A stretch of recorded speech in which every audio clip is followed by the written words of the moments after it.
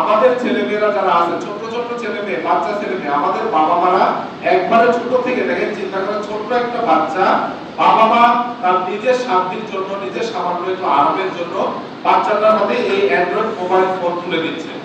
এই বাচ্চাটা এই অ্যান্ড্রয়েড মোবাইল ফোনে কি দেখতেছে? কার্টুন দেখতেছে। কার্টুন দেখে কার্টুনের মতো হয়ে যাচ্ছে, এটা কিন্তু বাস্তব। দেখবেন যে অনেক বাচ্চা কাচ্চা আমাদের সমাজে তারা স্বাভাবিক নয়, কার্টুনে যা দেখে ওই আচরণই করার চেষ্টা করে।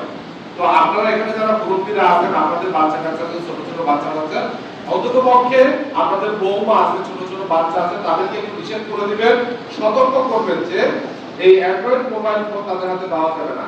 এই ফোনে অটোমেটিক অনেক জিনিস চলে আসে যেগুলো আমাদের বাচ্চাদের জন্য উপযোগী না। তো আপনাদেরকে আমি বলবো যে আমরা পুলিশ শুধু আইন দিয়ে, শুধুমাত্র আইন দিয়ে কিন্তু একটা সমাজকে ভালো করতে পারবো না, একটা মানুষকে ধরে চালান দিয়ে কিন্তু একটা সমাজকে ভালো করতে পারবো না। প্রত্যেকের দায়িত্ব আছে, প্রত্যেকের জায়গা থেকে যার যার পরিবারের যে দায়িত্ব আছে দায়িত্বটা পালন করেন।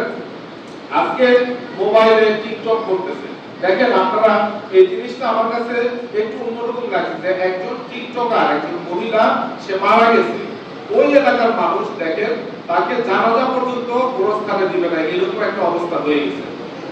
এই জিনিসটা আমাদের জন্য কিন্তু একটা মেসেজ যে যারা এই যে অশ্লীল অঙ্গভঙ্গি করে, টিকটক করে, নিজের শরীর প্রদর্শন করে, এই জিনিসটা তাদের জন্য কিন্তু ভবিষ্যৎ খারাপ অবস্থা বিরাজ করতে পারে। একটা সমাজের মানুষ চাচ্ছে না যে এই পুরস্কারে তাকে দাফন করা হোক।